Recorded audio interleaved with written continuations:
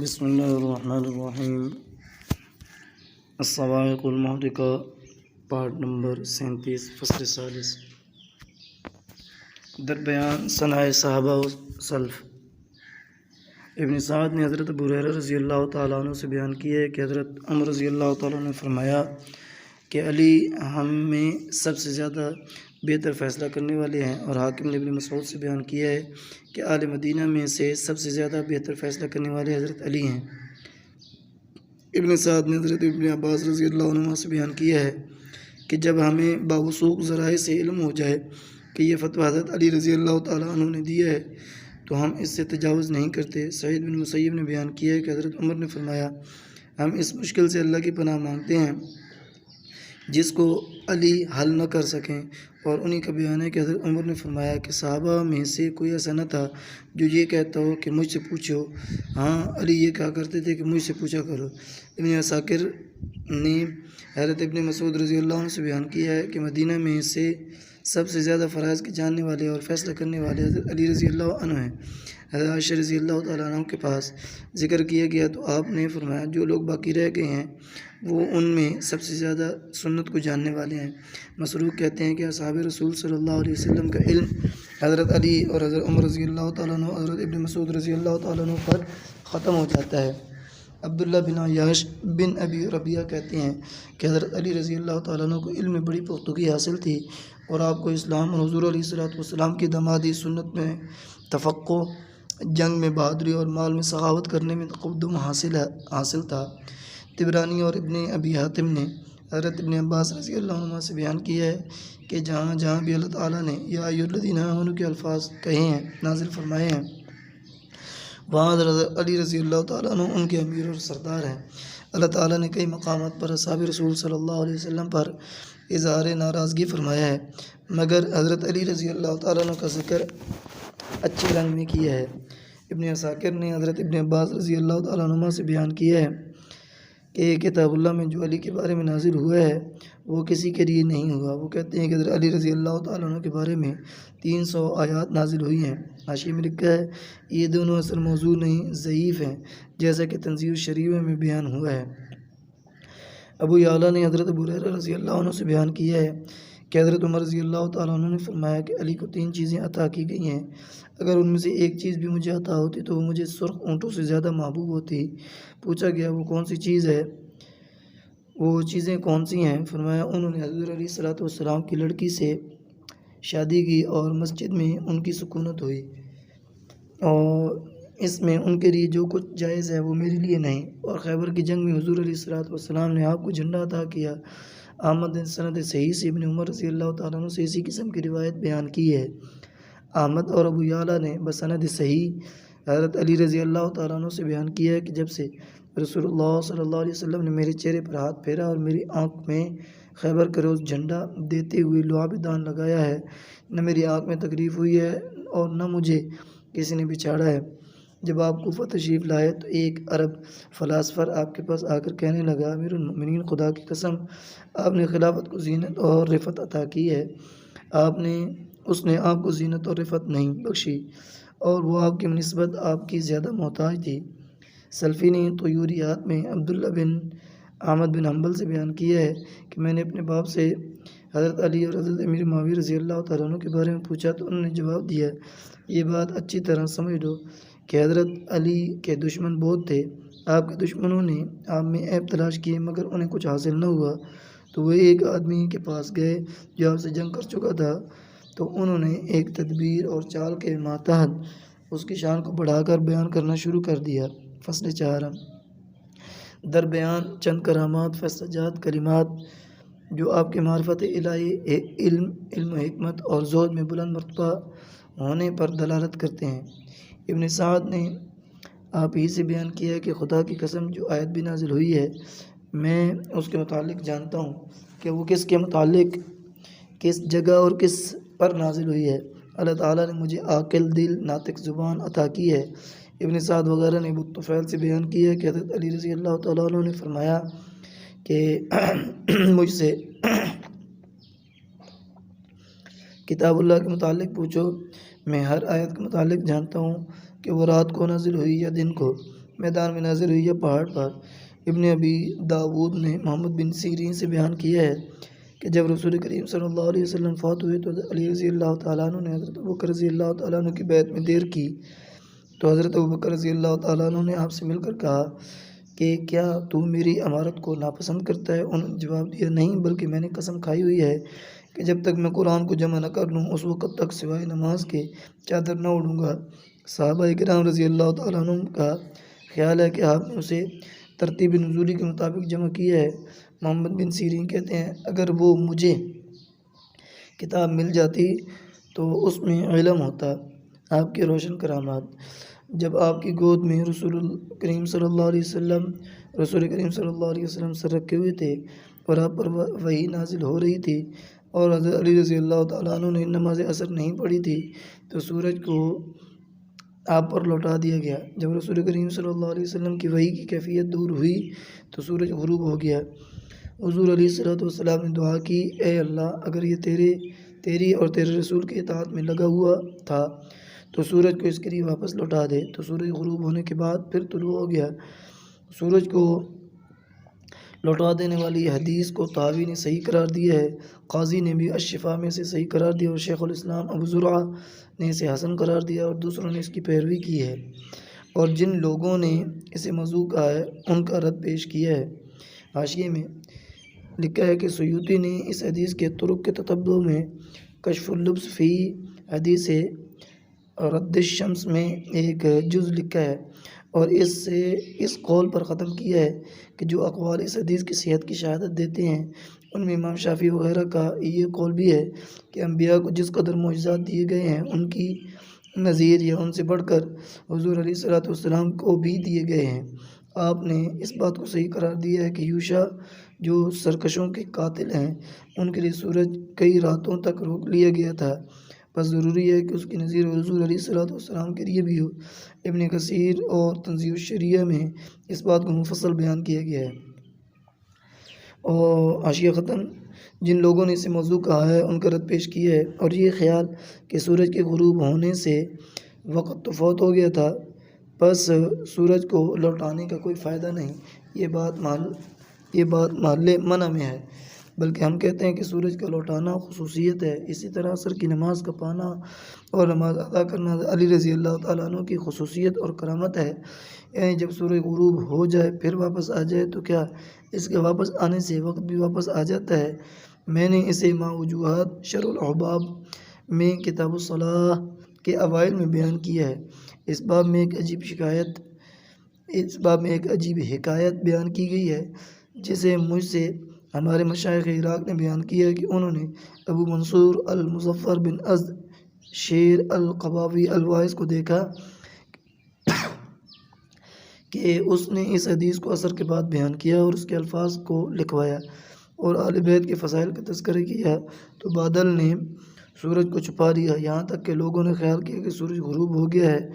آپ نے ممبر پر کھڑے ہو کر سورج کی طرف اشارہ کر کے یہ اشعار پڑھے، اے سورج جب تک آل مصطفیٰ اور ان کی اولاد کے متعلق میری مدح ختم نہ ہو اس وقت تک غروب نہ ہونا۔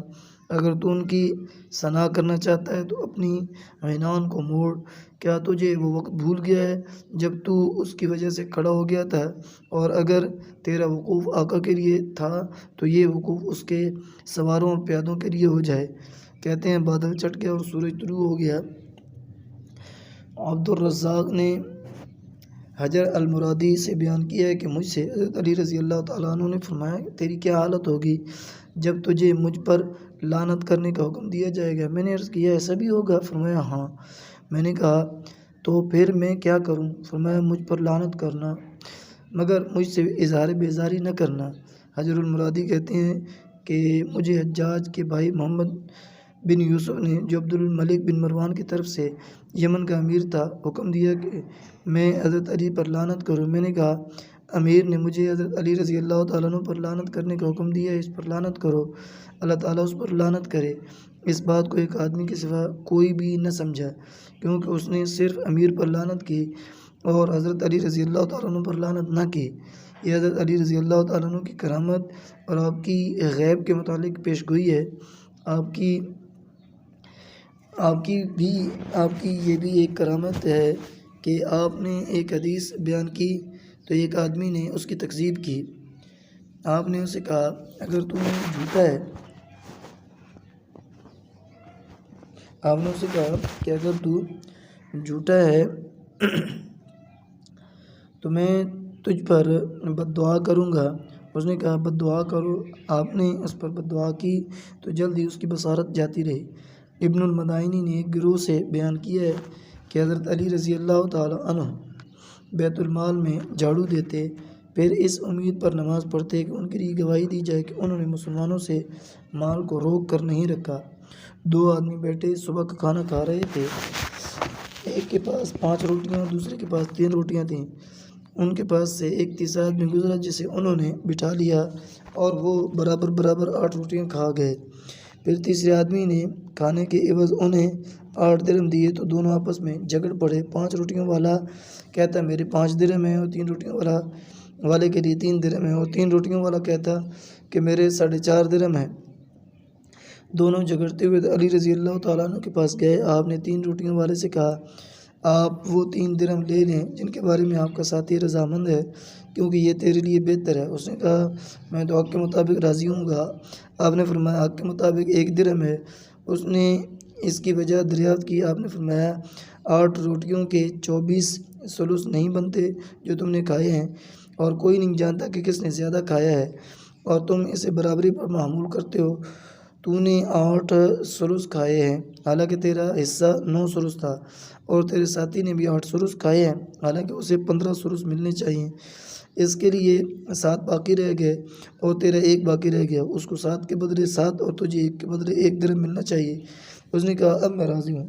آپ کے پاس ایک حاشیہ میں لکھا ہے مسجد میں جھاڑو دینے کا اثر عبدالرزاق نے المصنف میں مدائنی سے بیان کیا ہے۔ اسی طرح وہ حکایت بھی جو اس کے بعد ہے وہ بھی جو اس کے بعد ہے۔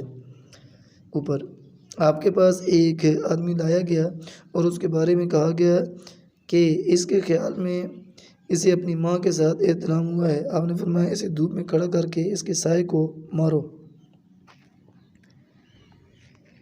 آپ کے کلمات لوگ سوئے ہوئے ہیں، جب مر جاتے ہیں تو اپنے زمانے سمیت بیدار ہو جاتے ہیں۔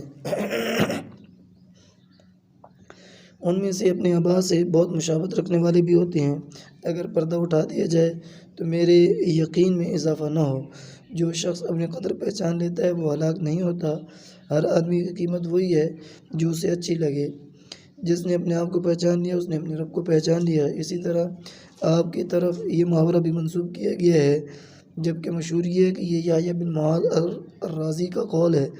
آدمی اپنی زبان کے نیچے چھپا ہوا ہے، جو شیریں زبان ہوگا اس کے بھائی بہت ہوں گے۔ نیکی سے آزاد بھی غلام بن جاتا ہے۔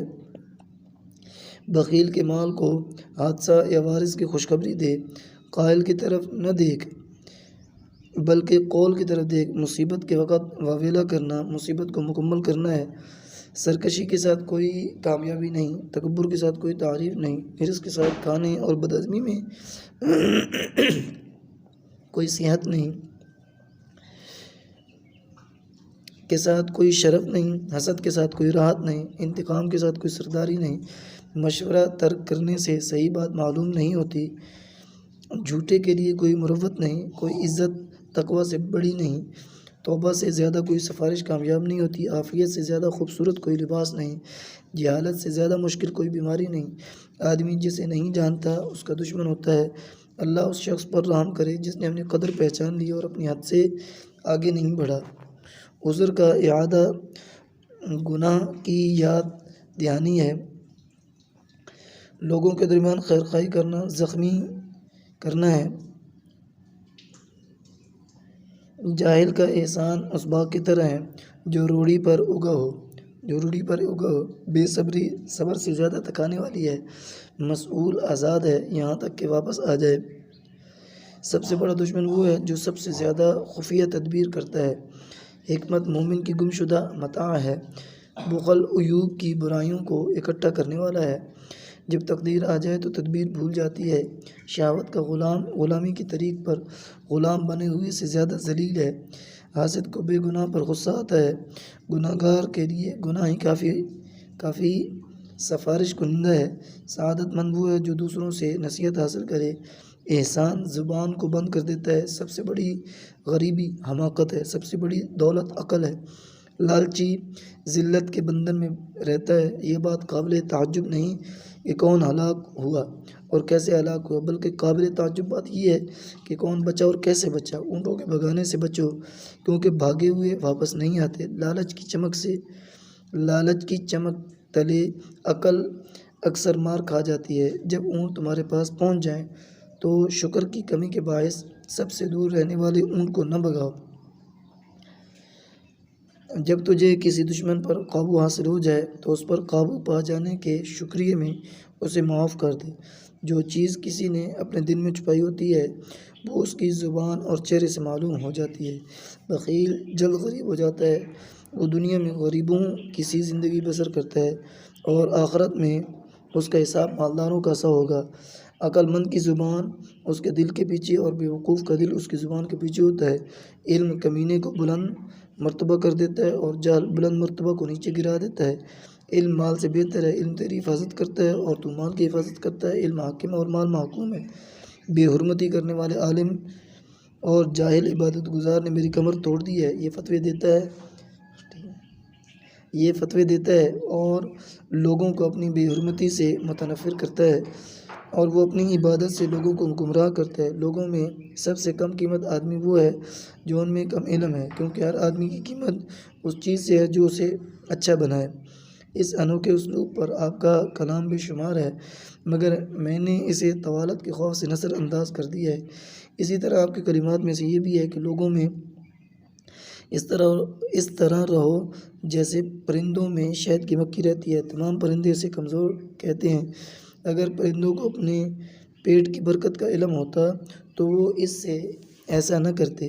اپنے جسم اور زبانوں سے لوگوں میں گھل مل جاؤ اور اپنے قلوب اور اعمال سے ان سے الگ رہو، کیونکہ آدمی کے لیے وہی کچھ ہے جو وہ کرتا ہے اور قیامت کے روز وہ اپنے محبوب کے ساتھ ہوگا۔ عمل سے زیادہ قبول عمل کے لیے اہتمام کرو، اس لیے کہ تقوی کے ساتھ عمل میں ہرگز کمی واقع نہ ہوگی۔ اور مقبول عمل کیسے کم ہو سکتا ہے؟ اے عاملین قرآن، اس پر عمل کرو، کیونکہ عالم وہ ہے جو علم کے مطابق عمل کرے اور اس کے علم و عمل میں مطابقت ہو۔ ان قریب کچھ عاملین علم ہوں گے، علم ان کے گلے سے آگے نہیں گزرے گا، ان کا باطن ان کے ظاہر کے اور ان کا عمل ان کے علم کے مخالف ہوگا۔ وہ حلقہ بنا کر بیٹھیں گے اور ایک دوسرے پر فخر کریں گے، یہاں تک کہ ایک آدمی اپنے ہمنشین پر اس لیے ناراض ہوگا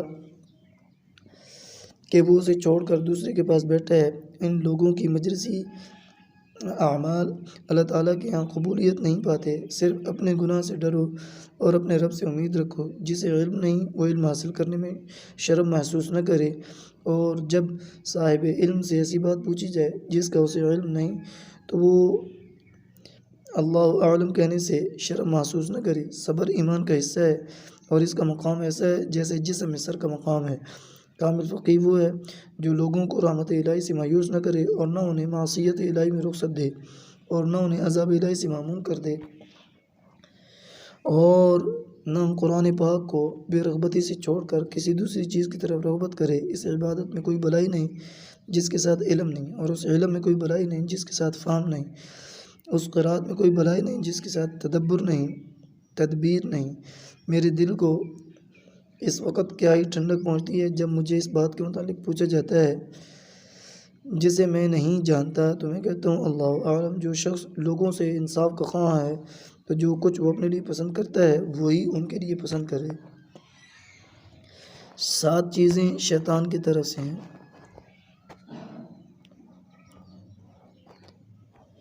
سخت غصہ، سخت چھینک، سخت جمائی، قے، نکسیر، سرگوشی، ذکر الہی کے وقت نیند کا آنا، بدگمانی دانائی ہے۔ یہ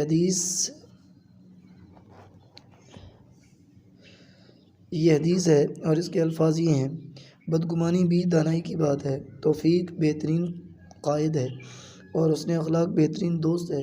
عقل بہترین ساتھی ہے، ادب بہترین میراث ہے۔ خود پسندی سے زیادہ کوئی وحشت نہیں۔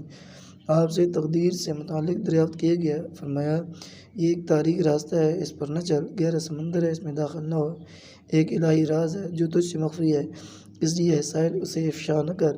خدا نے جس طرح چاہا تجھے پیدا کیا ہے یا جیسے تو نے چاہا؟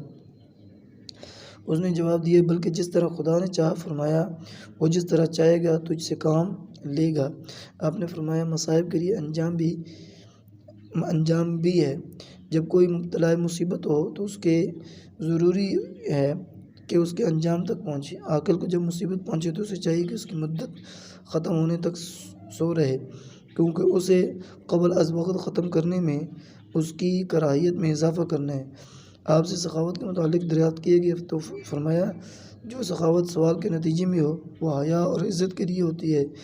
آپ کے ایک دشمن نے آپ کی تعریف میں مبالغہ سے کام لیا تو فرمایا میں ایسا نہیں جیسا تو کہہ رہا ہے، بلکہ جو کچھ تیرے دل میں ہے میں اس سے بھی بڑھ کر ہوں۔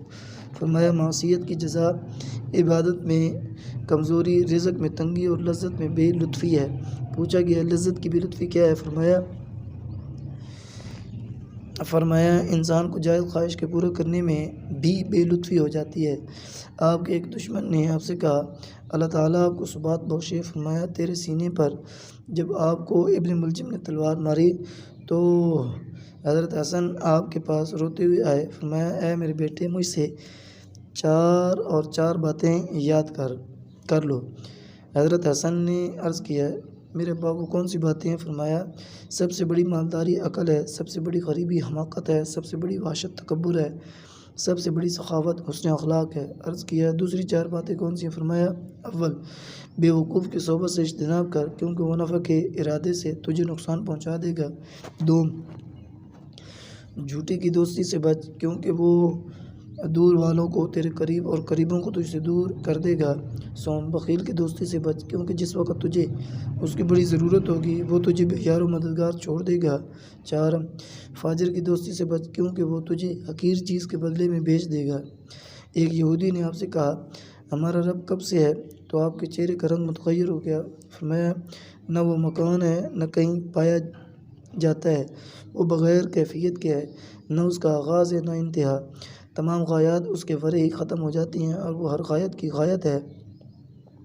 یہ بات سن کر یہودی مسلمان ہو گیا۔ آپ صفین میں تھے کہ ایک زرہ گم ہو گئی جو ایک یہودی کے پاس سے ملی۔ آپ اس معاملہ کا فیصلہ کرانے کے لیے اسے قاضی شریح کے پاس لے گئے اور قاضی کے پہلو میں بیٹھ گئے۔ فرمایا اگر میرا مد مقابل یہودی نہ ہوتا تو میں اس کے برابر بیٹھتا، لیکن میں نے رسول کریم صلی اللہ علیہ وسلم کو فرماتے سنا ہے کہ مجالس میں انہیں برابر بٹھاؤ۔ ایک روایت میں انہیں حقیر کرو، کیونکہ اللہ تعالیٰ نے انہیں حقیر بنایا ہے۔ پھر آپ نے زرہ کا دعویٰ دائر کیا تو یہودی نے انکار کر دیا۔ قاضی شریح نے حضرت علی رضی اللہ تعالیٰ عنہ سے شہادت طلب کی تو آپ اپنے غلام قمبر اور حسن کو لے آئے۔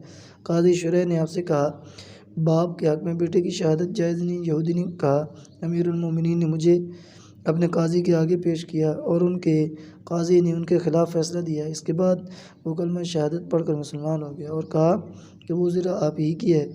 واقعی نے بیان کیا ہے، واقعی نے حضرت ابن عباس رضی اللہ عنہ سے بیان کیا ہے کہ حضرت علی رضی اللہ عنہ کے پاس 4 درہم تھے جن کے علاوہ آپ کے پاس کچھ نہ تھا۔ آپ نے 1 درہم رات کو، 1 دن کو، 1 پوشیدہ طور پر اور 1 اعلانیہ طور پر خیرات کر دیا۔ تو اس کے متعلق یہ آیت نازل ہوئی الذين ينفقون في السراء والضراء الذين ينفقون أموالهم بالليل والنهار سرا وعلانية فلهم أجر عند ربهم ولا خوف عليهم ولا هم يحزنون۔ جو لوگ اپنے مالوں کو رات اور دن پوشیدہ اور اعلانیہ طور پر خرچ کرتے ہیں ان کا اجر ان کے رب کے پاس ہے، نہ انہیں کسی کا خوف ہوتا ہے